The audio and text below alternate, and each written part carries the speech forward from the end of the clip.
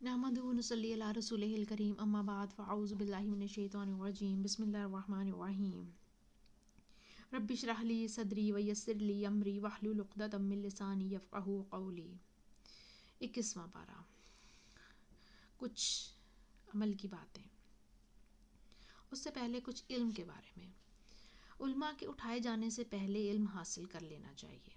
عبداللہ بن عمر ابن العاص رضی اللہ تعالیٰ عنہ کہتے ہیں کہ میں نے رسول اللہ صلی اللہ علیہ وآلہ وسلم کو فرماتے ہوئے سنا، بے شک علم کو اس طرح نہیں اٹھایا جائے گا کہ اس کو بندوں سے چھین لے، یعنی جس نے علم حاصل کیا ہو اسے واپس لے لے، بلکہ وہ علماء کو موت دیکھ کر علم اٹھا لے گا، حتیٰ کہ جب کوئی عالم باقی نہیں رہے گا تو لوگ جاہلوں کو سردار بنا لیں گے، بس ان سے سوال کیے جائیں گے اور وہ بغیر علم کے فتوے دیں گے، پھر خود بھی گمراہ ہوں گے اور لوگوں کو بھی گمراہ کریں گے۔ اور یہ قیامت کی نشانیوں میں سے ایک نشانی ہے، تو اس لیے انسان کو اس بات کا حریص ہونا چاہیے کہ اس سے پہلے ایسا فتنے کا دور آئے کہ انسان علم حاصل کرے، اس طرح کا دور آ جائے کہ انسان میں علم والے باقی نہ رہیں۔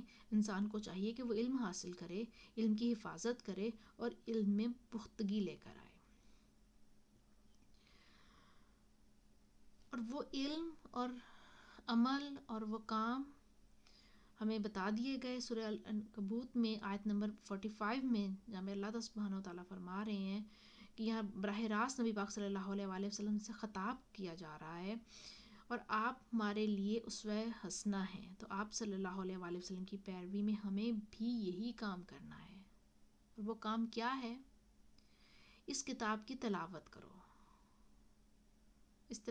اس کتاب کی تلاوت کیجیے۔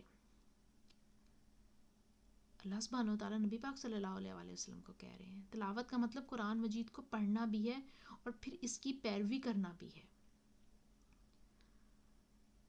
تتلو، اس کا مطلب ہوتا ہے کسی چیز کے پیچھے پیچھے آنا، یعنی کسی چیز کو فالو کرنا، کسی چیز کا اتباع کرنا، جو احکامات اس قرآن میں ہیں ان پر عمل کرنا۔ قرآن کی کثرت سے تلاوت کرنا انسان کی بصیرت میں اضافہ کرتا ہے، علم کی باریکیوں کے خزانوں کو اس پر کھول دیتا ہے۔ اور یہ کتاب ایسی نہیں جس کو پہلی بار پڑھنے سے یا ایک بار پڑھنے سے ہی اس کے سارے فائدے حاصل ہو جائیں، بلکہ جوں جوں آپ اس کو پڑھتے جائیں گے، یعنی ایک دفعہ ختم ہوا تو پھر شروع کر دیں تو پڑھتے چلے جائیں گے، اور وقت کے ساتھ ساتھ آپ کا علم بھی بڑھتا ہے اور تجربہ بھی بڑھتا ہے، آپ کے اوپر مختلف طرح کی کیفیات آتی ہیں۔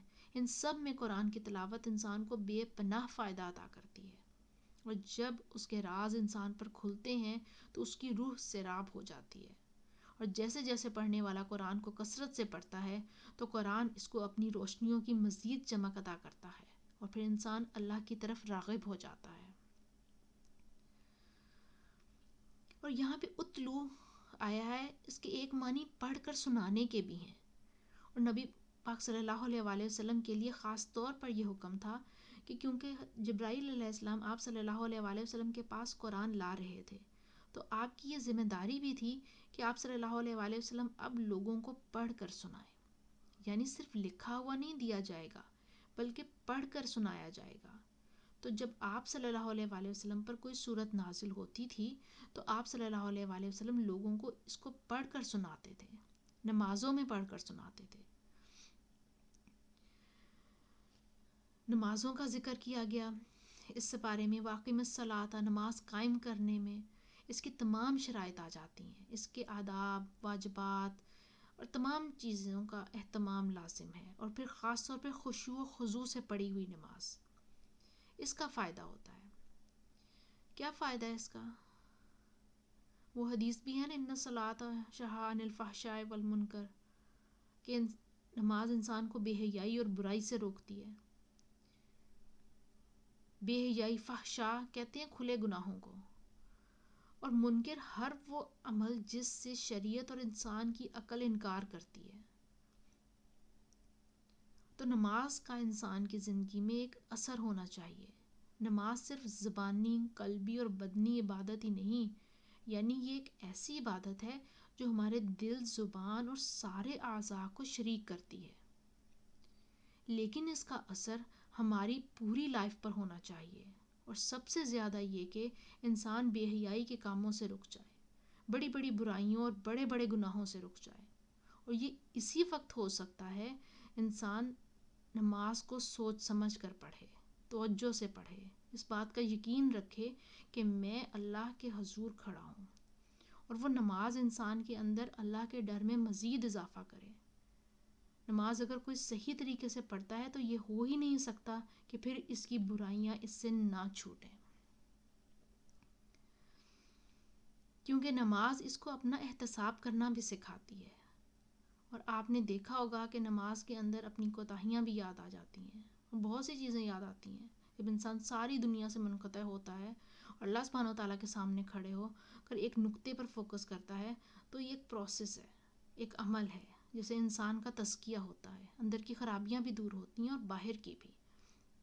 شرط یہ ہے کہ انسان اس کو صحیح طریقے سے ادا کرے. صحیح طریقے میں ظاہری آداب بھی ہیں، باطنی آداب بھی ہیں. جیسے کسی کے سامنے ہمیں کسی بہت بڑی شخصیت سے ملنا، فار ایگزامپل آپ کو کہیں سے پریزیڈنٹ کی کال آ جاتی ہے، ملک کے پریزیڈنٹ کی کال آتی ہے کہ کل میں آپ سے میٹنگ کرنا چاہتا ہوں، تو آپ کی کیا حالت ہوگی؟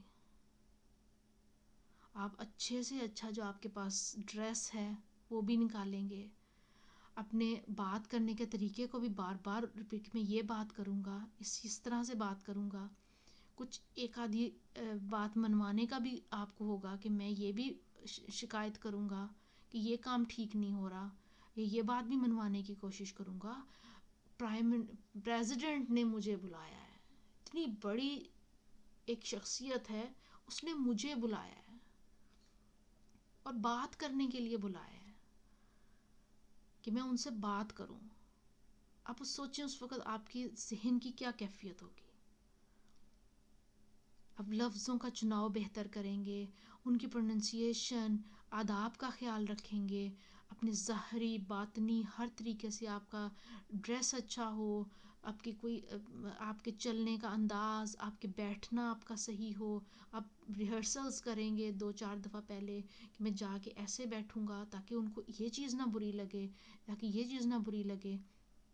پھر ان سے بات اس طریقے سے میں شروع کروں گا، پھر اس طریقے سے میں بات ختم کروں گا. اب فوراً ہی تو نہیں نا کہ وہ آئے، آپ گئے ہیں اور وہ ابھی پریزیڈنٹ بات کر رہا ہے اور آپ اس کی بات درمیان میں کاٹ کے اٹھ گئے کہ بس مجھے اور بھی بہت سارے کام ہیں، ابھی یہ بھی کرنا ہے، یہ بھی کرنا ہے.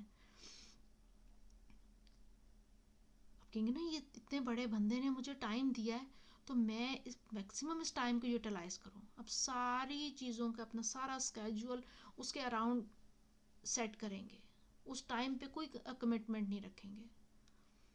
کچھ جو آپ کی لازمی کمٹمنٹس بھی ہیں، آپ کی جو آپ ڈیلی روٹین میں اپنی ذمہ داریاں نبھاتے ہیں، وہ بھی آگے پیچھے ایڈجسٹ کر لیں گے کہ نہیں اس بندے نے مجھے، اتنی بڑی شخصیت نے مجھے بلایا ہے تو میں اب اپنی یہ چھوٹے چھوٹے کام آگے پیچھے سیٹ کر لیتا ہوں. یہی کریں گے نا. تو سوچیں، کائنات کا رب العالمین ہمیں کال کر رہے ہیں، اذان ہوئی ہے، حی علی الصلاح، آؤ نماز کی طرف، حی علی الفلاح، آؤ کامیابی کی طرف.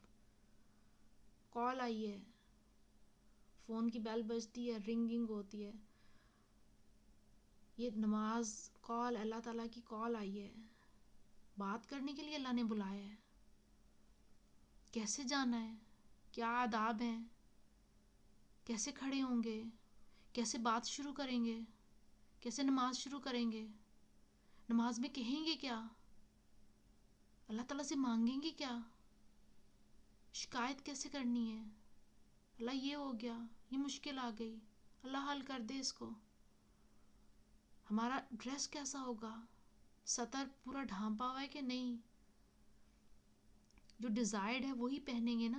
ہم پریزیڈنٹ سے ملنے نائٹ سوٹ میں تو نہیں جا سکتے، ہے وہ کیا کہے گا کہ اس کو بیٹھنے اٹھنے کا ہی پتہ نہیں ہے. ہم وہی ڈریس پہنیں گے نا جو اس کو لگے گا کہ ہاں یہ صحیح ہے. تو ہم جب نماز کے لیے جاتے ہیں تو ہم اپنے ڈریس کا خیال رکھیں گے کہ جو اللہ کو صحیح لگتا ہے وہ پہنیں گے نا، جس میں ہمارا سطر کور ہو رہا ہے.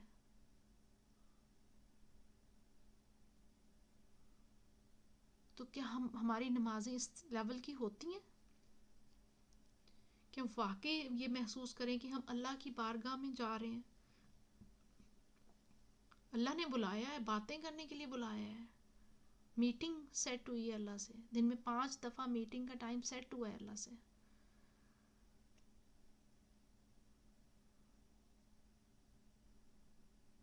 اور اس کے آلریڈی سیٹ ہے، اسکیجول سیٹ ہے. ایون دین ایک ریمائنڈر آ جاتا ہے اذان کی صورت میں، اللہ تعالیٰ ریمائنڈر بھیج دیتے ہیں.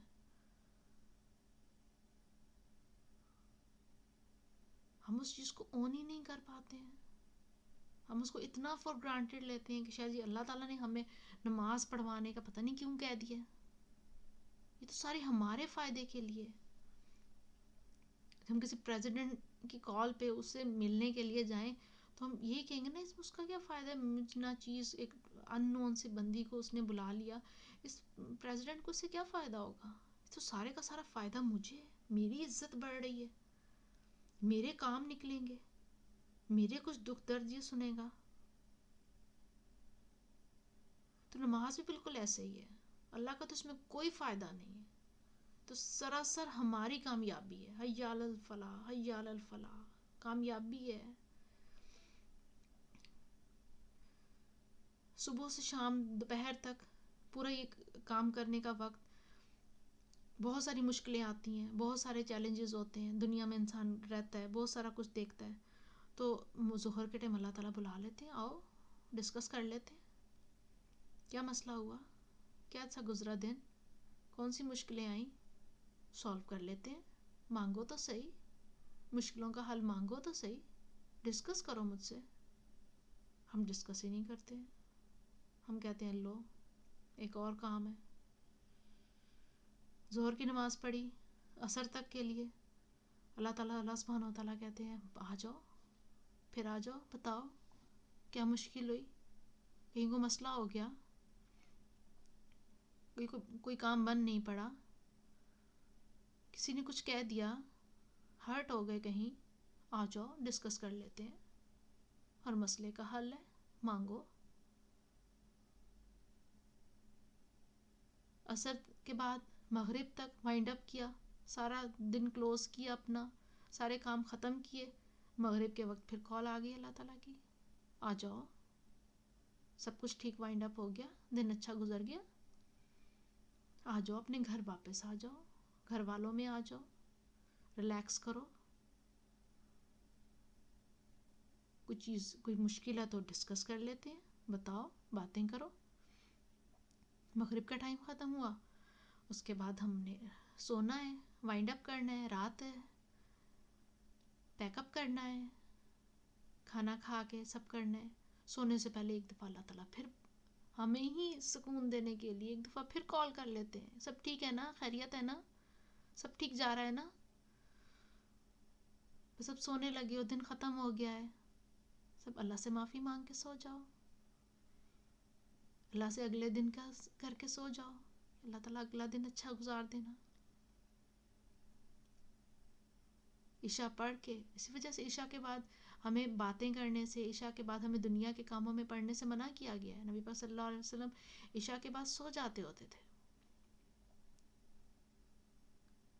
ہمارا تو نائٹ ٹائم عشاء کے بعد شروع ہوتا ہے نا، فیملی ٹائم عشاء کے بعد شروع ہوتا ہے، کہ بیٹھے ہیں. ویکینڈ ہمارا عشاء کے بعد شروع ہوتا ہے، کہ ابھی تو ویکینڈ شروع ہوا ہے، ابھی تو ہم کام کرنے شروع ہوئے ہیں. لیکن وہ تو آخری میٹنگ ہے، اس کے بعد اللہ تعالیٰ نے کہا سو جاؤ، صبح ملاقات ہوگی. ہم ساری پیسفلی نیند پوری کرتے ہیں. صبح ہوتی ہے، فجر کے ٹائم پھر کال آ جاتی ہے کہ خیر خیریت سے گزری رات، سب ٹھیک ٹھاک رہا،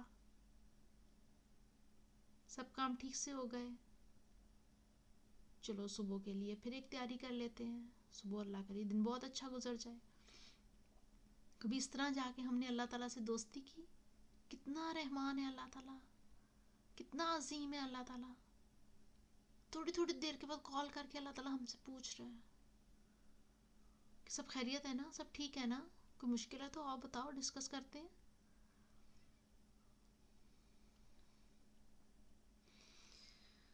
ہم ہی ہیں جو اس طرف نہیں پلٹتے. ابو ہریرہ رضی اللہ تعالیٰ عنہ سے مروی ہے، وہ کہتے ہیں کہ ایک آدمی نبی پاک صلی اللہ علیہ وآلہ وسلم کی خدمت میں حاضر ہوا اور کہنے لگا فلاں آدمی رات کو نماز پڑھتا ہے اور دن کو چوری کرتا ہے. تو آپ صلی اللہ علیہ وآلہ وسلم نے فرمایا ان قریب اس کی نماز اسے اس کام سے روک دے گی. یعنی بہت دفعہ لوگوں کے اندر یہ سوال پیدا ہوتا ہے کہ کچھ لوگ نماز پڑھتے ہیں لیکن برے کام نہیں چھوڑتے. اگر ایک شخص نماز کی پابندی اختیار کرتا ہے، اس کو پورے شعور کے ساتھ ادا کرتا ہے، تو ایک دن آتا ہے کہ نماز غالب آ جاتی ہے اور برائیاں پیچھے چلی جاتی ہیں.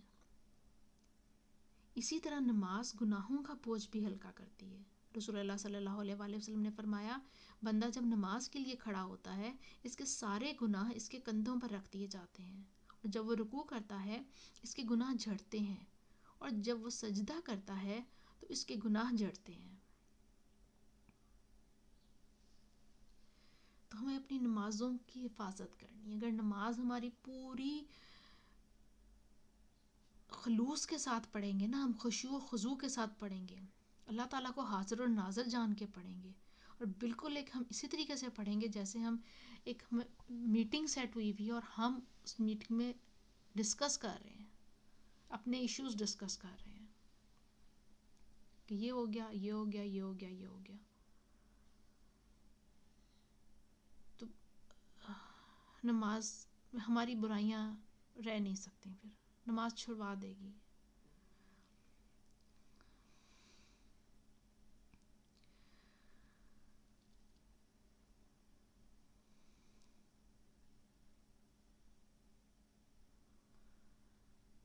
تمام گناہوں کا بوجھ ہلکا کر دیتی ہے نماز جو ہوتی ہے.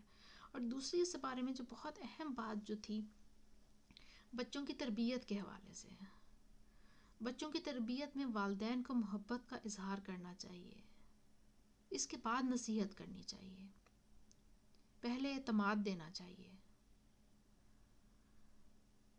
کیونکہ بچوں کی تربیت میں آ کے ہم کہتے ہیں کہ اگر ہم نے آرام سے پیار سے بات کر لی نا تو یہ صحیح نہیں ہوگا. آپ آرام سے پیار سے بات کریں، سمجھائیں بے شک جتنی بھی سخت بات، لیکن کریں تو دھیرے سے، کریں تو آرام سے. ہم جب بہت غصے سے، بہت ڈومینیٹ ہو کے کوئی بات کرتے ہیں نا تو وہ آنیسٹلی اسپیکنگ بچے کے اندر نہیں جاتی ہے. وہ اس کو لگتا ہے کہ شور مچا ہوا ہے، کوئی شور ہو رہا ہے. تو یہاں پہ حضرت لقمان علیہ السلام نے جیسے اپنے بچے کو نصیحت کی، تو ہمارے لیے بہت بڑا سبق ہے. وہ بات شروع کرتے ہیں اے پیارے بیٹے. کیا ہم نے کبھی ایسے بات شروع کی ہے؟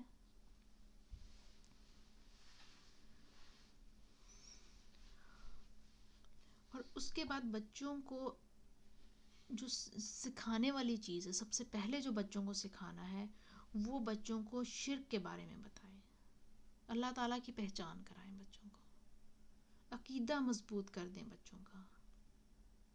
پھر اس کے بعد اس کے اوپر اخلاقیات بلڈ کرنی چاہیے. سب سے پہلے بچوں کو شرک، اللہ ایک ہے، اللہ سے جوڑ دیں، ان کو اللہ کی پہچان کرا دیں، ان کا عقیدہ ٹھیک کر دیں، ان کو ڈائریکشن صحیح دے دیں. اس کے بعد میں وہ اخلاقیات تو بلٹ اپ ہوتی جائیں گی. پھر وہ اللہ کو خوش کرنے کے لیے ہر وہ کام کریں گے جو اللہ کو پسند ہے. وہ اپنا اخلاق ویسا کر لیں گے، نبی پاک صلی اللہ علیہ وآلہ وسلم کی سنت پر چلیں گے، وہ خوش ہو کے سارے کام کریں گے. بس راستہ ان کو صحیح دکھا دیں، اور یہ ماں باپ کی ذمہ داری ہے ان کو صحیح راستہ دکھانا، ان کو اللہ سے جوڑنا، ان کو شرک سے دور کرنا. لیکن اس کے لیے یہ ہے کہ ماں باپ کو پہلے خود شرک سے دور ہونا پڑے گا، ماں باپ کو پہلے خود اللہ کو پہچاننا پڑے گا. ماں باپ کو پہلے خود احساس اپنے دلوں میں لے کر آنا ہوگا کہ اللہ کا تعلق سب سے مضبوط تعلق ہے. جب یہ احساس والدین میں آ جائے گا تو اس کے ساتھ پھر بچے خود ہی سنبھلنا شروع ہو جائیں گے. تو اب یہ سارے کام جو ہیں کتنے کس طریقے سے ہیں. سب سے پہلے تو یہ کہ نماز میں ہم نے اپنا یہ سوچنا ہے کہ ہم نماز کو کیا اللہ کی ملاقات سمجھ رہے ہیں، اللہ کے ساتھ ملاقات سمجھ رہے ہیں؟ کیا ہمارے بیک آف دی مائنڈ میں یہ ہے کہ رب العالمین، کائنات کا رب، اس نے ہمیں کال کیا ہے، اس نے میٹنگ کال کی ہے؟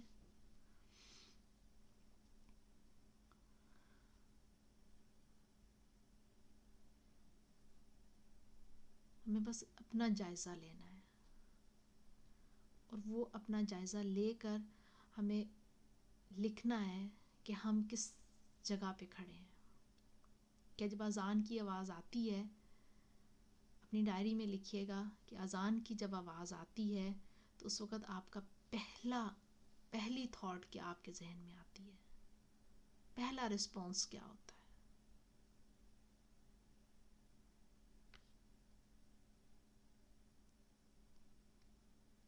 کیونکہ وہ جو رسپانس ہوگا وہ اس پہ پوری نماز بیس کرے گی.